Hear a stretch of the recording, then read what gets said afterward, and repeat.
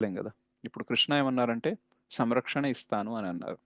ఒకసారి ఒక, ఒక పర్సన్ జీసస్ క్రైస్ట్‌ని అడుగుతారనమాట. ఒకవేళ నువ్వు ఈ పర్వతం నుంచి దూకితే, భగవంతుడు నిన్ను రక్షిస్తాడా? అనేసి అంటారనమాట. సో, అప్పుడు జీసస్ క్రైస్ట్ చెప్తారనమాట. ఏంటంటే, God will catch me if I fall. But he doesn't protect me if I jump. Okay.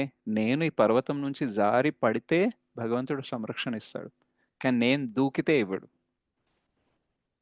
అర్థమైందా? సో, భగవంతుడు మనము చేయాల్సింది చేస్తున్నప్పుడు ఏదైనా తప్పిదాలు జరిగితే మనల్ని సంరక్షణ ఇస్తారు.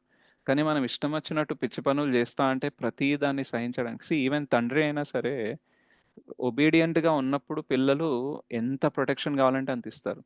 కానీ ఒక లిమిట్ దాటిన తర్వాత ఎట్లాగో తండ్రి కాపాడుతున్నాడు గదా! అనేసి ఇష్టం వచ్చినట్టు చేశారనుకోండి. తండ్రి కూడా ఏమంటారంటే, "ఇనఫ్ ఈజ్ ఇనఫ్. నౌ